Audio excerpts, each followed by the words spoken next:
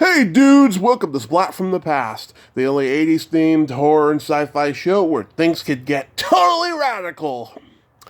Now today, I will be welcoming a very lovely lady from the final years of the classic wholesome sitcom My Three Sons, Tina Cole, who played Katie Douglas, will be on the show today.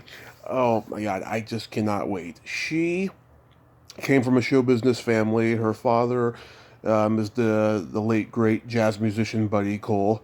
She had like five aunts who had a singing group called the King Sisters, which she eventually joined, and she had started out on the first show ever shot in Hawaii, Hawaiian Eye, with Robert Conrad and Troy Donahue. And then she went to be on My Three Sons. First, she guest starred as another character in the early years, and then she became a regular by the last 5 years or so. And she left the business for a long time. Now she's back. She's got a horror movie out called Reawakening, which I'm going to ask her about as well. And I can't wait. It's going to be super awesome, super fabulous. As the world keeps on turning, I will keep turning out content to entertain you. So yeah, here is my interview with Tina Cole. Hey, Tina. Hi, Tommy. I'm sorry I am a little late. My phone died. Oh, that happens. And so didn't know how to trade SIM cards from my new phone to my old phone, so I had to go to my daughter's house, and my granddaughter did it for me. Oh, that's very convenient.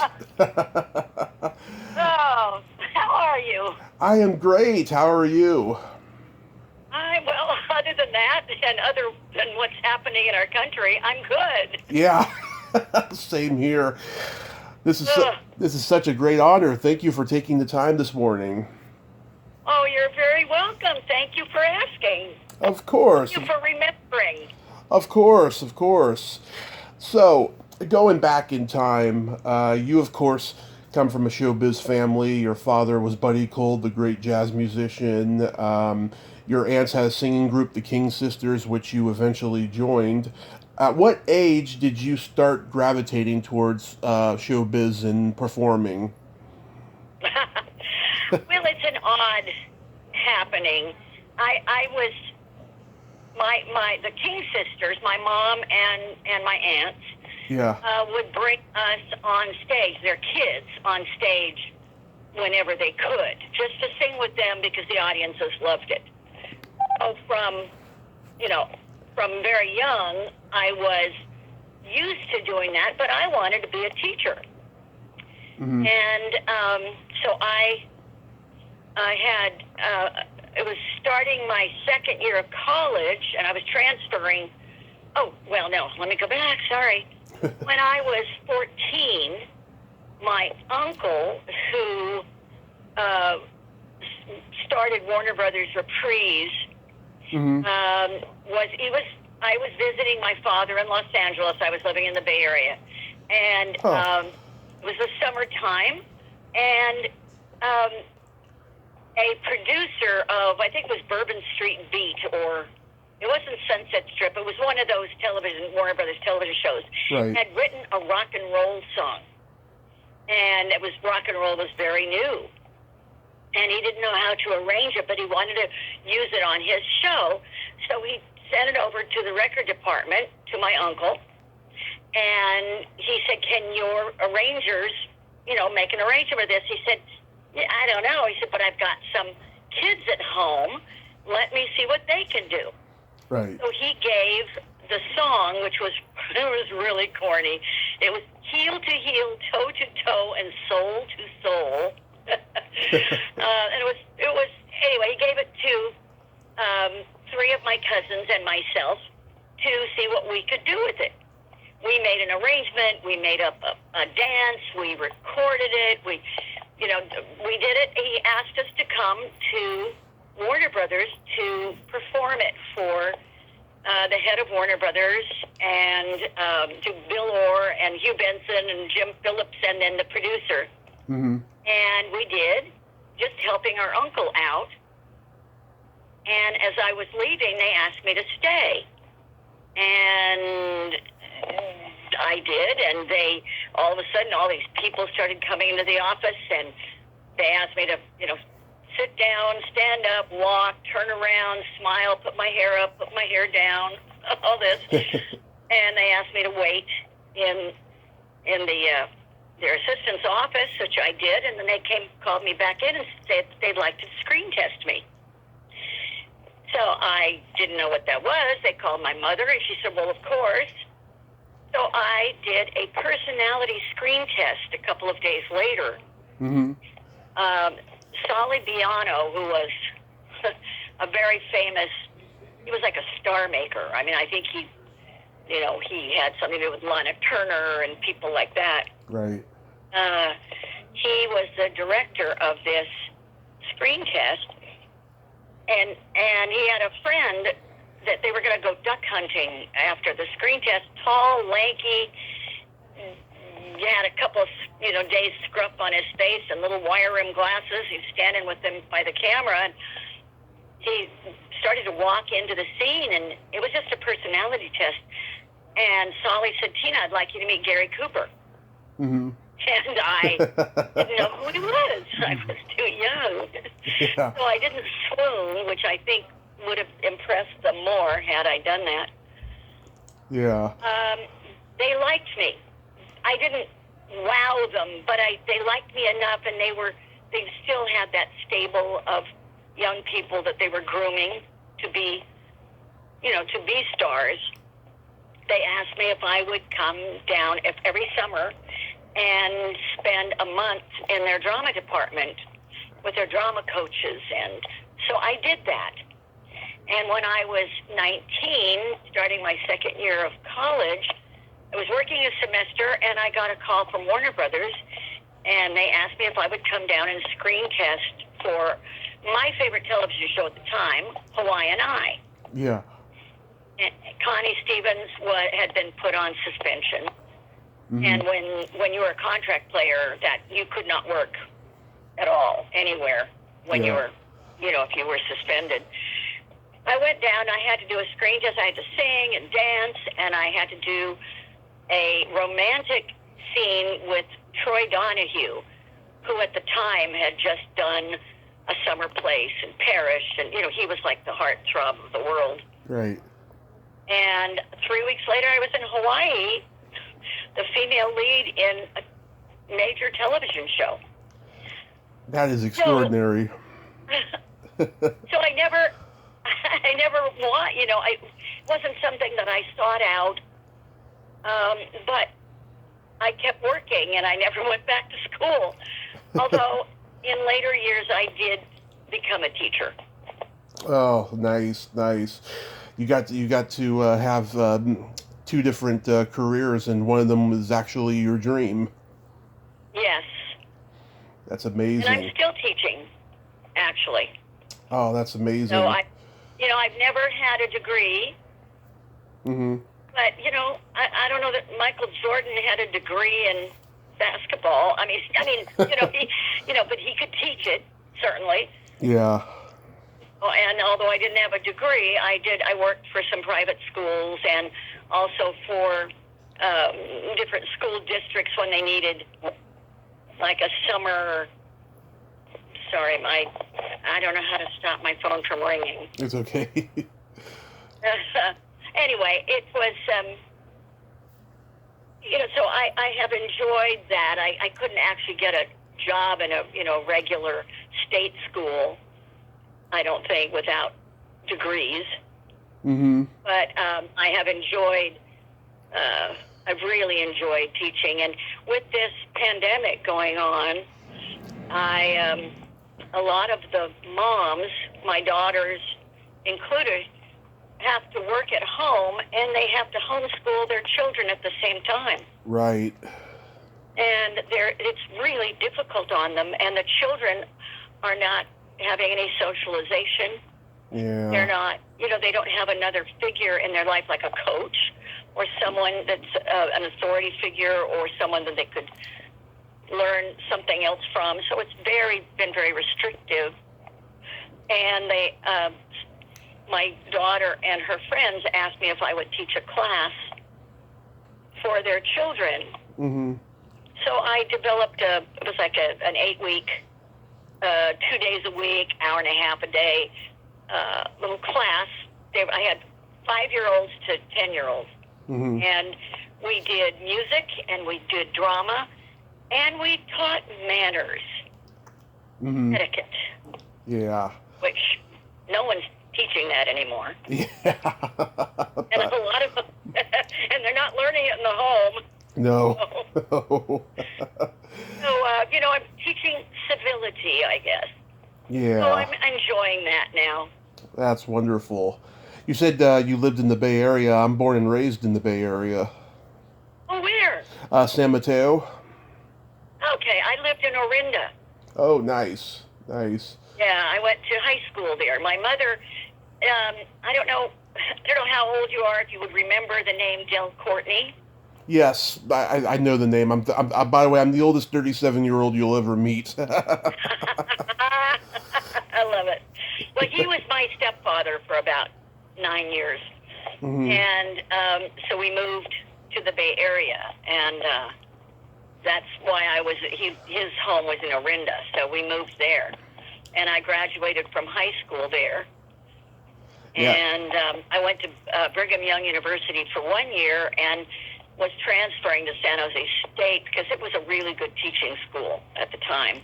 Mm-hmm. And that's when I got, called by Warner Brothers, and that's why I never went back. I know your father was good friends with Bing Crosby. My grandmother had the same dentist as Bing Crosby in Hillsborough. Oh, really? Yeah. Oh, my goodness. Small world. Yeah, it is. My father was the musical director for Bing and for Rosemary Clooney and Phil Harris, and he, with Doris Day and Judy Garland and Henry Mancini. Dietrich and Henry. Oh, Yeah. yeah. When I hear Mr. Lucky, I could be in the produce department at the market, Yeah. and it comes on, and I weep. Yeah. It's one of those songs recordings that just, it goes to my core. And Yeah. I'm sitting, trying to pick out lettuce, and the tears are flowing. Yeah, I mean, God, he did so many great scores, like Pink Panther and the Silver Streak and Experiment in Terror. He did all those great movie scores. Yeah. Yeah. So. And it's interesting. Pink Panther, I believe Frank Duvall Mm-hmm. didn't he write? I know, because he also wrote the theme song for My 3 Cents. Yeah. And he was one of our dearest friends. Mm-hmm. So with Hawaiian Eye, I think it was a spin-off of 77 Sunset Strip. No. Wasn't it? No, they were on at the same time. Okay. And this when I know Kooky, Ed Burns did a song called Kooky Kooky Lend Me Your Comb, and he did it with Connie Stevens. And, they made the record together, but they were on the air at the same time. Okay, gotcha. There was also a show called Surfside 6. Yeah. Troy was on, and he left that show to do Hawaiian Eye. Because it was Hawaiian Eye started in 1960. I don't know when Sunset Strip started. I think that started 58 or something. But Warner Brothers had 15 shows on the air at the time? Oh yeah, all the Western shows like Maverick and Bronco and Cheyenne and all those. Cheyenne, yep. Yeah. Yeah. We just lost Robert Conrad and Kooky in the same year. What were they like? I didn't know Ed, but I was very close to Bob when we were shooting. The year I came on, it was the last year of the show. And they were trying to really, hype it up and prop it up, which is why I think they brought Troy on. but it was the only time they actually shot the entire show in Hawaii. The other shows, they just did stock shots. Yeah. And they would do all the rest at the studio. And so we were all living at the Hawaiian Village, and we were there for months, and so we all became very close. And, but, I was the newcomer, and I wasn't the big name like Connie was at the time, and, so, I was kind of the little newbie. Yeah. And so Troy and Bob tortured me. Because I was very green. Mm-hmm. I was also very Mormon. Yeah. And very, prudish. I don't know, not really prudish, but I had very high morals. Yeah. And they did everything they could to break me down. What, like? And I would Troy, one time, I woke up at midnight with him crawling in bed with me in the hotel. And he had conned a bellman to give him my key. Mm-hmm. And I just looked at him and said, "Get out! Go away!" And he did. And they both would they would whisper things in my ear, horrible things in my ear. I can't even repeat them. Yeah. I'd never heard the word before, but it started with an F. Uh-huh. And whisper that in my ear as they would say action, and we'd be walking into the Hawaiian Eye office and, in the scene, and I would just turn purple. I would have to stop, obviously stop the take. They were just being guys, this was long before. Yeah, they were adorable. And finally, probably the best compliment I ever got was Bob. After about 6 weeks, he said, "You know what, kid? You're okay." You're okay. and that was quite a compliment from him. Because I stood my ground. Yeah. Wow. You and the rest of the cast of Hawaiian Eye, you were all in the movie Palm Springs Weekend. Yes.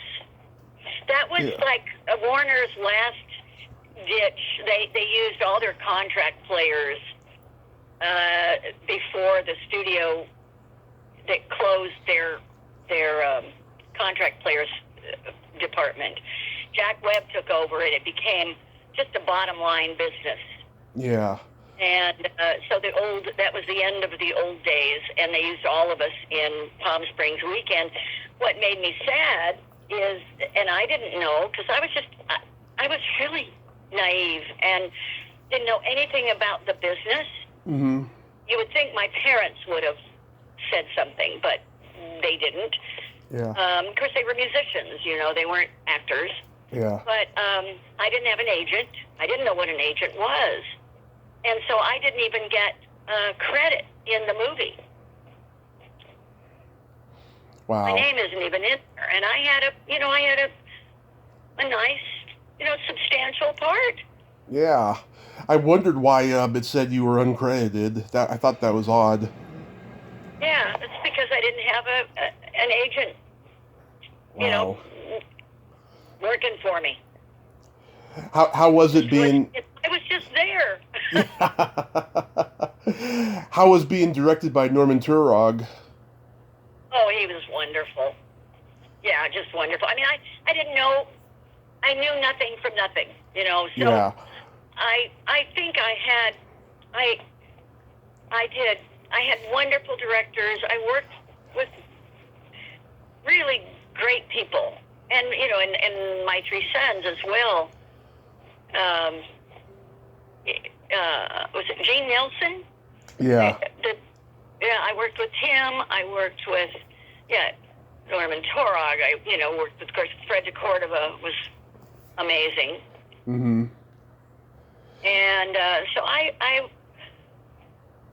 it was all a pretty wonderful experience. Yeah, and of course, too, this was way before the internet, so, yeah, you didn't know just how iconic these people were until probably many years later. Yes. Oh, yes.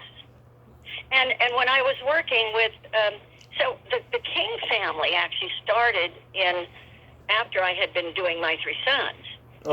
Not as Katie, but I had done, featured players. Yeah. And then the King family went professional. My mother created it. She had an idea, and she said, gee, the sisters were asked to do a fundraiser for our church up in Orinda. And Mom said, well, we've done that before. Why don't we, how about an evening with the King sisters and their families? And she called us all and everybody was able to do it. So I helped her do all the costumes. I helped sew the dresses. I helped choreograph. And we did the first show, and everyone was so, they couldn't believe it that was one family. Yeah. And she ended up selling it to ABC. ABC. And so I was doing that, and then Ed Hartman called from My Three Sons and said, hey, we've been looking for the wife of an actress to play the wife of Robbie, and why haven't we seen you? I said, well, I've been working with my family. And he said, well, come in tomorrow. We'd like to talk to you. Mm-hmm. So I did, and that was when I first met Fred de Cordova. Yeah. And this was, before he did Johnny Carson. But I had no idea all of his credit. Yeah, he directed Bedtime for Bonzo with Ronald Reagan. Right. And I think December Bride, wasn't he the director of that? I mean, he's done a lot of work. Yeah. He knew everybody. He was amazing.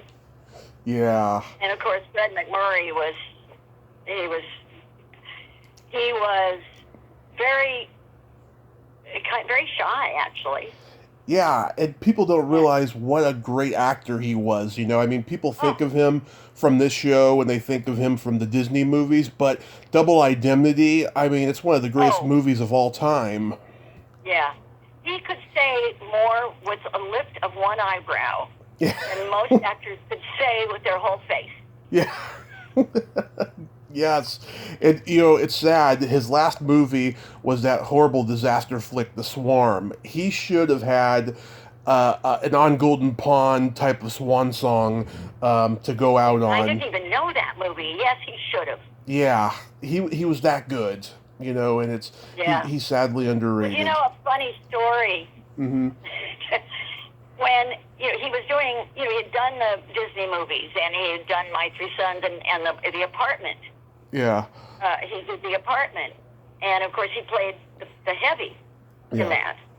He played the bad guy in that. Right. Which had been used, he'd done that before, and for years. Well, he and June took the twins, his girls, to Disneyland, and this woman parked her child, said, all right, don't move. She went up to Fred, and she said, Mr. McMurray, I took my daughter to see The Apartment because you were in it. And she hauled off, and she hit him with her purse. Oh, I heard that story, yeah. Yeah, and she said, I will never see another one of your films. Yeah. Walked away. And I think he realized that he had crossed over, that he really couldn't do anything but family stuff after that. That's a compliment. Absolutely, I think so. Now, he was a lovely, wonderful man, and his wife, June, I mean, they were just great. They were so kind to me.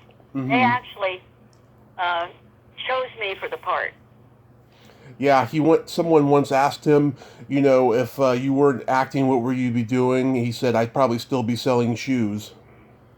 Exactly. He was a very humble man. He sure seemed like it, yeah. What was it like working with Barry and Stanley Livingston? Oh, they were great. But, they were, at the time, seemed a lot younger. Yeah. They were just kids. And So and they were wonderful. They adored me, and I adored them. And the cast, unlike so many other shows, the cast got along beautifully. I mean, the boys, Don and Stanley and Barry, were really like brothers. Yeah. And we loved even the parents, Mary Grady, who just passed away, I understand, just this week. Oh. Don's mother, she was one of the premier agents in town. We were all very, very close. Oh. Still are. I still see Stanley and Barry, and I talked to Don Lynn, who played Dodie. Yeah. And Beverly Garland actually became my real stepmother-in-law. Yeah, I haven't interviewed Stanley yet, but my friend Lori Jacobson manages him. Yes.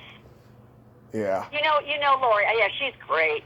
She has been a mentor to me through this whole podcasting process. She's gotten me a lot of her clients. She's just been so good to me. I adore her. I call her my free-spirited Jewish aunt. Yes, I had dinner with her.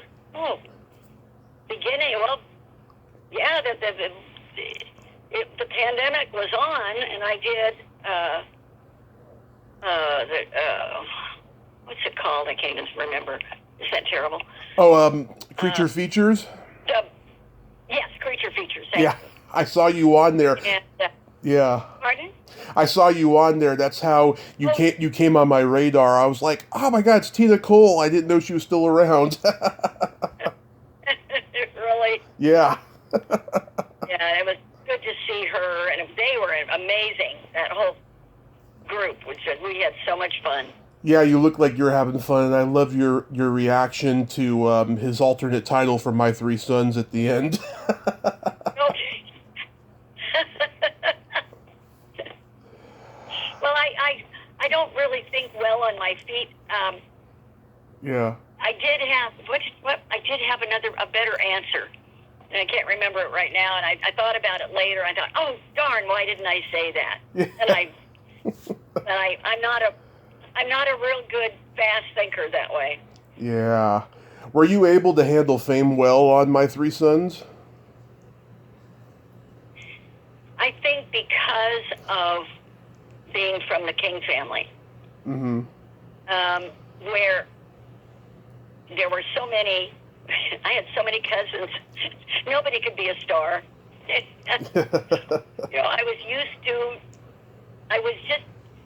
Plus I'd grown up with it and didn't really realize what it was. I didn't feel like a big star.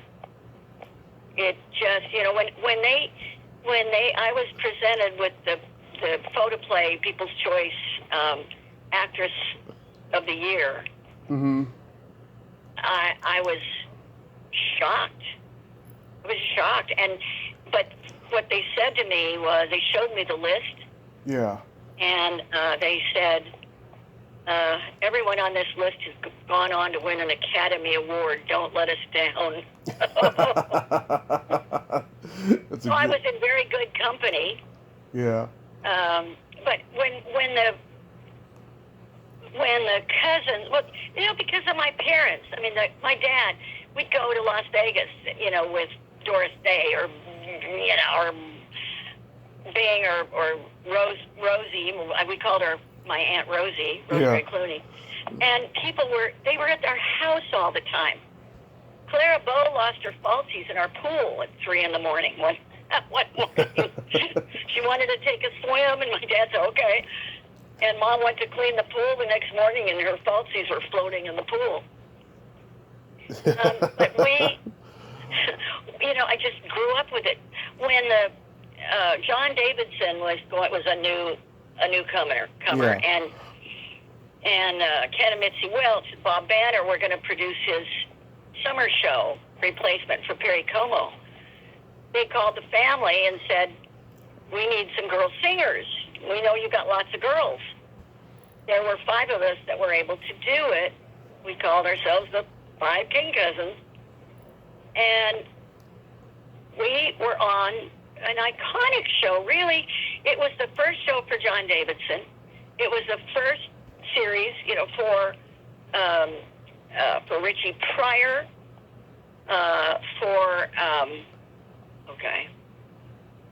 this is a senior moment. George Carlin, yeah. Flip Wilson. I mean, we spent the summer with them. Wow. So, Star, I mean, it just was what we did. Wow, I heard George Carlin was a very nice man. He rarely ever swore when he was off stage unless he was angry. He never did. In fact, Richie and he were never blue. They were never, their material was absolutely as clean as you can imagine. In fact, we ended up partying a lot together. The whole cast and crew from that show. Yeah. We would have game nights, and we would do treasure hunts all over Los Angeles. And he and his wife were just wonderful.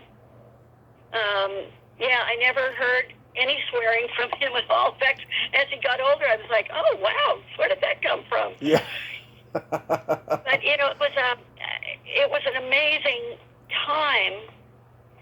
And, I opened solo for Bob Hope in Alaska. Wow. I opened solo for Rowan and Martin in Australia. I just interviewed Dick Martin's wife, Dolly. Oh, really? Yes. Yeah. This is way before he was married. Mm-hmm. And, he dated my aunt, and then he dated me. Love it. That is so awesome. Gave me a little koala bear from our time in Australia. Oh, that's cute. People make charm bracelet, and people said, oh, he's never given a gift to anybody. What did you do? I remember there was an episode of My Three Sons where you sang the Petula Clark song Downtown. Oh, yes. You sang it so beautifully. Oh, thank you. Yeah. You could appreciate that. You know why I did that song? Mm-hmm. I had done it on the King Family Show. Oh, okay. We had a segment on the show called the Top 20, which was really exciting for us for the cousins, because we got to do the latest rock songs, and so Frank, of course, Frank DeVal, who did the music for My Three Sons, also, was one of our best friends. So he remembered me doing that on the King Family. Right. And it was an easy song for the guys to play as well. In fact, I received a proposal when I sang that on the King Family. Oh. Yeah. And is that crazy? It is. Yeah, he was kind of a nut. he said, when you sang Downtown on your, family show, I knew that, God told me you were meant for me. That's awesome. But that was fun on My Three Sons. The guys really did all play. Mm-hmm. That's awesome. Yeah, I was watching this show on Nick at Night when I was like 5-6 years old, and I remember all the sitcoms, all the classic sitcoms that were on Nick at Night. They had the stars of those shows come to our local shopping mall to sign autographs, and my mother and I, we got Paul Peterson's autograph, and it was great. Oh my goodness. And where were you living at the time? It's still in San Mateo. Yeah, still in San Mateo, and unfortunately, we lost those autographs. They're long gone. Oh, now, you know what makes me really sad too? I spent a night with the Beatles. Yeah. Oh, go ahead. And I can't find I only have one picture, a professional picture that they signed for me. So I've got, all their signatures. I've got it up on my wall. But we had candid shots, and I cannot find any of them. My mom saw the Beatles at the Cow Palace in 1964 because my aunt had she worked for the San Francisco Hilton, so she had showbiz connections, and my mom got their autographs and got a picture with them, and my uncle accidentally threw them out. Yeah. Oh my gosh! Oh, I'd kill him. She's still not over it. Yeah, 56 years later, she's still not over it. Yeah, listen, I don't blame her. I only have one video. Mm-hmm. I have one picture, and I have one video of. It was actually, I was standing behind my little 3-year-old cousin, or maybe she was 5, I don't know, going through the line, the reception line to meet them. Mm-hmm. So you see me in the background, and of course, most of them are looking at me instead of her. Yeah. But, so I've only got my back. That's it. That's the only evidence that I was there. And I had Brian Epstein came up to me in the middle of the party and handed me a note from them, Yeah. and invited me to a big party at their house in Bel Air, and that the limousine would pick me up and all this. And I was, again, so naive. I thought that they were all going to come and pick me up in the limousine. No, that did not happen. It was an interesting night, though. I bet. You guest starred on... go ahead. I wish I had candid shots of all the wonderful people I worked with. You mean you don't have pictures? Again, I thought it was it's just what I did. I didn't know it was special at the time. You mean you don't have any pictures of you with the people you worked with? I do have some. I have a few pictures of the John Davidson show. I have a picture with Ella Fitzgerald. I have a picture with the cousins were semi-regulars on the Jonathan Winters show. So I have a couple of pictures from that. I've got one with Ray Charles, who I just thought was the bomb. Yeah. But mostly no. I unless they were taken by the studio. People didn't. Well, of course, we didn't have cell phones then. Yeah. It wasn't easy. You didn't want to carry your camera around, and they didn't even have Instamatics then. Yeah.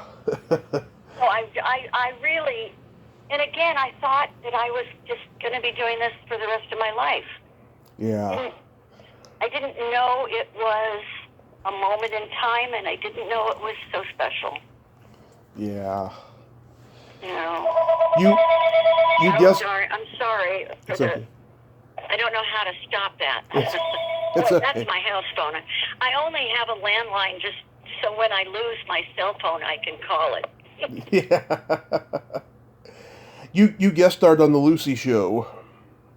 I did. Yeah, did you get to talk to Lucy or Desi? Desi wasn't on, but it was Vivian Vance and Lucille Ball, and I. It was just business. Yeah, just a job. Just business. I really didn't get to know her. I did. My best friend was Little Lucy's stand-in, and so we went out several times with Lucy and her first husband, and I got to know her a little bit, but never Lucy, Big Lucy. Although it's kind of interesting. For 10 years here, I live in Sacramento, and for 10 years I did a live tribute to I Love Lucy, and I played Ethel. Wow, I didn't know that. Really fun. We did the chocolate. I mean, we actually had a conveyor belt. Yeah. And we did the whole chocolate bit. We the wine stomping. We did the same dress where they ripped their all their dresses apart Yeah. on stage. It was really a fun. A friend of mine looked so much like Lucy. It was just shocking. And I had been asked to do a fundraiser, a fashion show, and it was a 50s thing, and they asked me if I could, put together something for ambiance for the show. And I called my friend and I said, you know what? You look so much like Lucy. Let's do Lucy and Ethel. Yeah. Well, she ran with it, and she was brilliant. And we started doing like dinner theaters and fundraisers, and it was just a fun gig. Oh. And we were really good. How about guest starring on The Rookies? Yeah, that again, when you were a featured person, you didn't really get to know anybody. It was just, you showed up for your scene and you were gone. I always thought, it was I just had a little scene. It wasn't a big deal. But I've seen it lately and I think, that was really fun.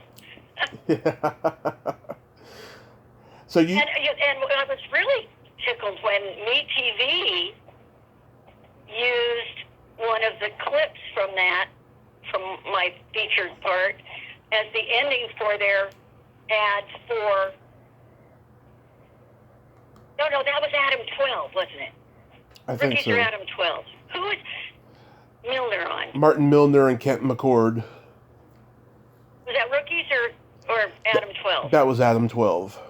Oh, Adam 12. So it's MeTV used my scene, my segment from Adam 12 on their ad that they were going to be putting on Adam 12 on MeTV. That's cool. And that tickled me. How about Eleanor and Franklin? That was fun. I mean, and that was, that's just obviously a throwaway because we were just singing in the background, but that was fun to do. Yeah, it's like one of the great miniseries of all time. No, wasn't it great? Mm-hmm. Yeah. Do you have a horror movie out called Reawakened? Yes. Yeah. So a little part in that. Yeah. So how did that come about? Well, again, these interesting things happen. The producer wanted. She was doing her first thing was like a little what was it? A short. It was a short film, and it was about burn victims. It was called See Me. Mm-hmm. And she was looking around, and she said, I used to love Tina Cole, and I wonder what's happened to her. And so she Googled me and went to my Facebook page and called my representative and said, I'd like her to do my little movie. And so I did. And met... her name is Debbie Vaughn, and she and her sister produced this See Me, and then she went on to help produce Reawakened, and we have become really dear friends. And she said, I want you for Reawakened. And then I did another little, just bits, I played it small, the grandmother or a reporter or something in another horror movie called The Sixth Friend. Mm-hmm. So,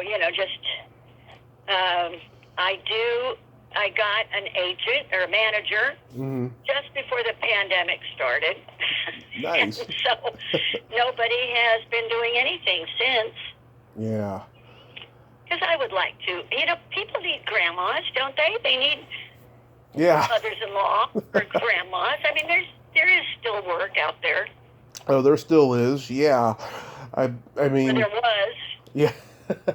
There will be again. There will be. Hopefully. Hopefully. Yeah. So you don't have any other projects in the works at this time? We had a wonderful project in the works, and we had worked on it for a year, a live performance with one of my cousins, Cam Clark, Mm-hmm. who you might really enjoy an interview with. He is a voice actor. Nice. I love voice actors. He was the voice for Leonardo, Teenage Mutant Ninja Turtle. Oh, yeah. Yeah, Cam Clark. And he's one of the younger cousins in the family. Mm-hmm. And all of our first generation is gone. Yeah. And he said, he said, I've done everything on my bucket list, except I would like to sing with my family again. So he put together a tribute to the King Sisters. They used to call themselves the Grand Old Ladies of Song. And we put together this wonderful live performance with my sister and Cam and her younger sister's 2 daughters. So there were 5 of us, 4 girls and 1 guy. Mm-hmm. And we had our musical director take every single note and break up. Their harmonies were so tight that it was really difficult. But we did their exact arrangements of the time that we knew them, when they were. And you would be too young to know this, or maybe you do know. You seem to know a lot about the past. There was a time in the 50s where the lounges were almost bigger than the showrooms. Yeah. Louis Prima and Keely Smith and the Mary Kay Trio and the King Sisters and Pat Collins, the hypnotist. The lounges in Vegas and Reno and Tahoe and places like that were just huge. And that was when we thought the King Sisters really, really came into their own. They had a whole new sound. It was very hip. In fact, they were nominated for one of the first Grammys. Oh. Sidebar, it was the only time that the Mormon, so we're a Mormon family. Yeah. Mormon Tabernacle Choir had done Battle Hymn of the Republic. Yeah. And they put them into the group category. And so they won over the King Sisters. The King Sisters were really the top pick. Yeah. They didn't know what to do with the Tabernacle Choir. So they lost.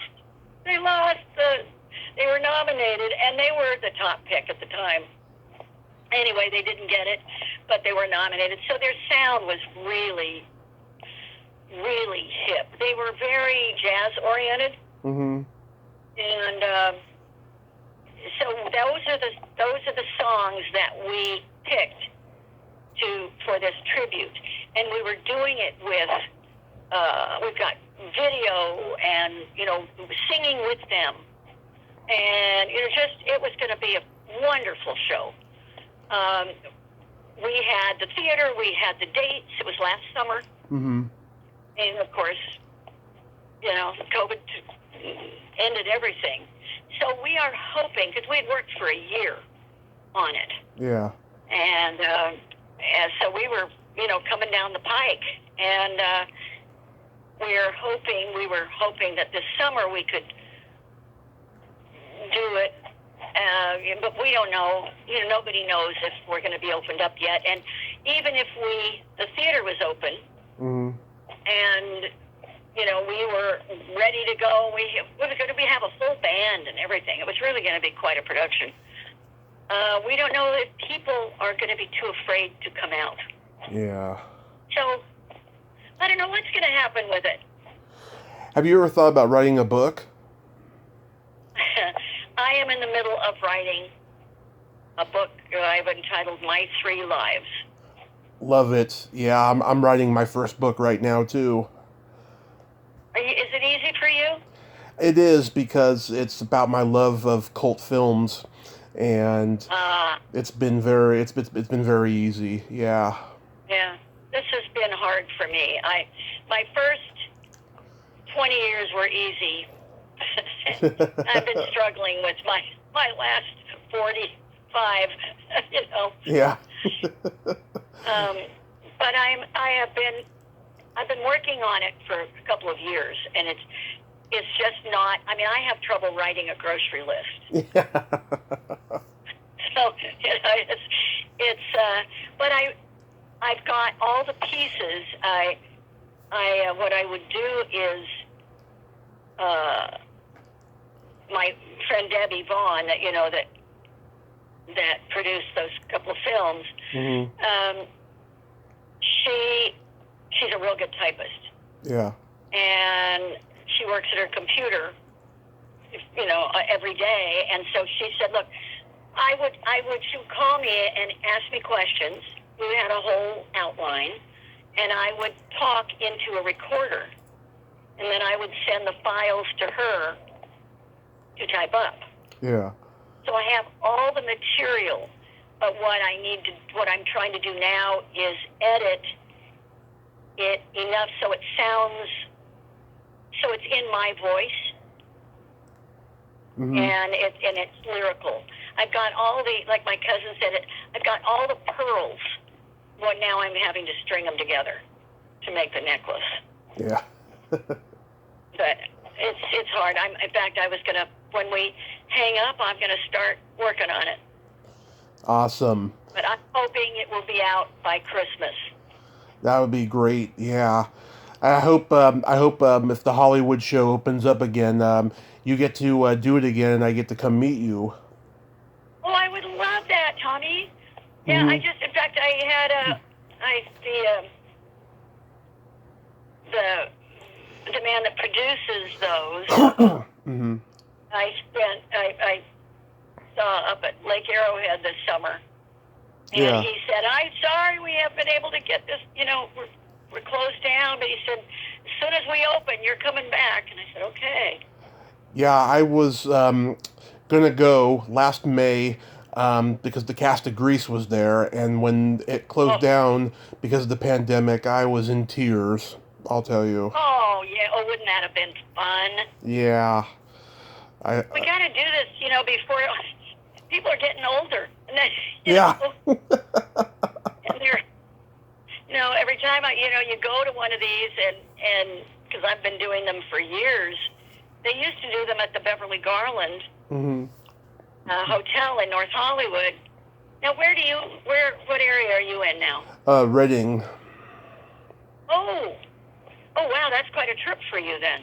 Yeah, but I make the trip all over California to go anywhere. Right. My mother and I had to move up here because it just got too expensive in the Bay Area. Yes. Yeah. Yeah, so were you all right with all the fires and everything? Yeah, we've had several of them up here, but fortunately they never came anywhere near us. Oh, that's good. Do you like Reading? Not really. It's very conservative, and it's very hot up here. I mean, I can tolerate heat, but it gets really hot, even in the wintertime sometimes. And it's just boring. There's no show business, We plan on making the move to Los Angeles at some point after the pandemic has been controlled. Yeah. We sure hope that will be soon. Absolutely. Yeah. We used to do those, the Hollywood show, when Ray Quartz owned them, at the Beverly Garland, Mm-hmm. in North Hollywood. And, I started doing them, years and years ago. Yeah. And there was a lot of Western people there. A lot of people from the Westerns. Oh yeah. Actors. And of course all of the Munchkins from Wizard of Oz, and most of those people are gone. Yeah.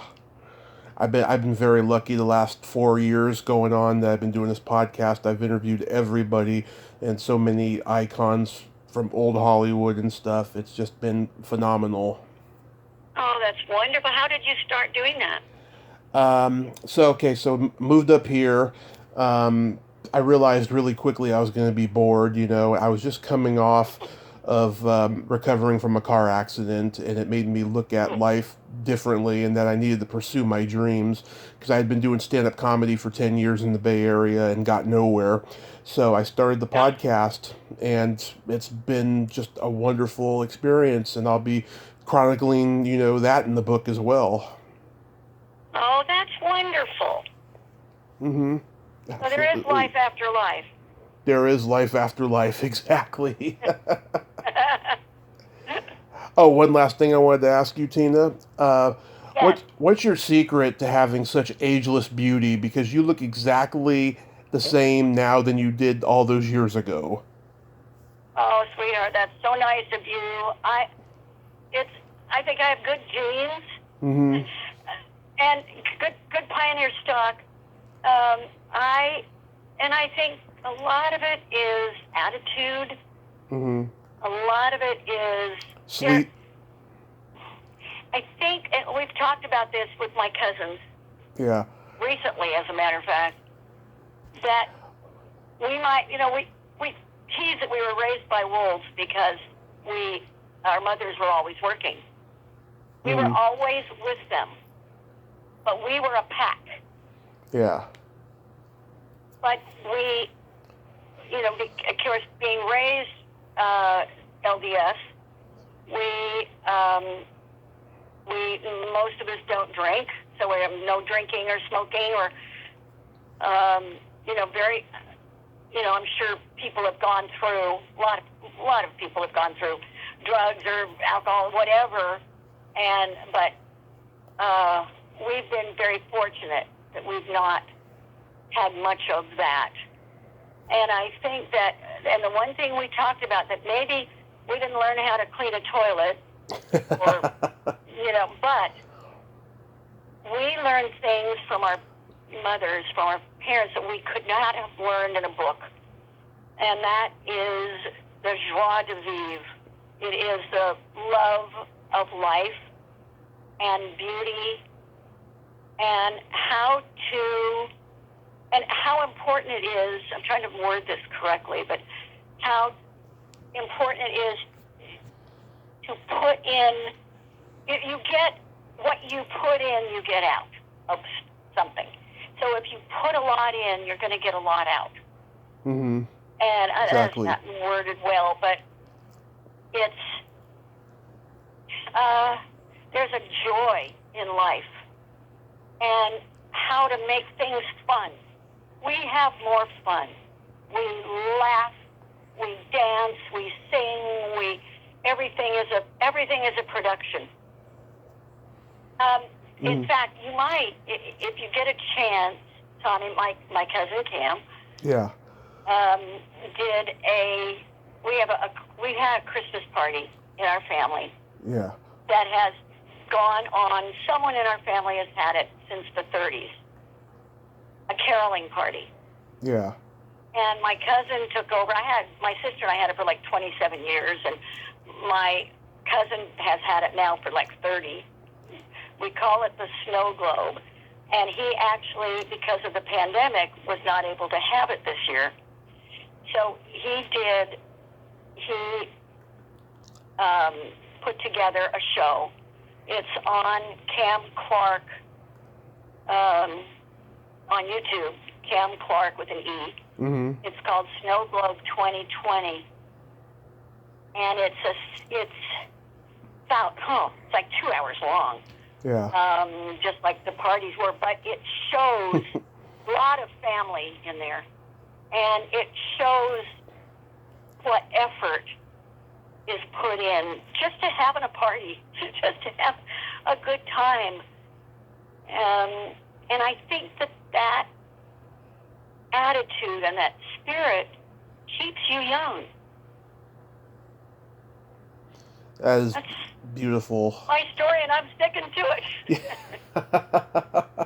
That is beautiful. Tina, thank you so much for doing this morning. And I hope you have a happy 2021. That book comes out beautifully. I'll certainly buy it. And stay safe. God bless. And just continue taking good care of yourself because we need wonderful people like you. Oh, thank you. I'm enjoying my 6 grandkids, and I've got 4 children, and my grandkids are just the best. And it's a good life. And I thank you, Tommy, and I wish you all the best that this life can offer. I appreciate it so much. Have a great day, Tina. Thank you. You too. Okay. Bye-bye. Bye-bye. Bye. Well, there you have it. Tina Cole. Ain't she a sweetheart? What a wonderful, wonderful lady. And I'm so glad I got to talk to her. Oh my God, great show business stories, huh? Well, that's all time we have this week on Splat from the Past. Till next time, this is Tommy Throwback Kovac saying, there's no shame in living in the past, because the present sucks. Later, dudes!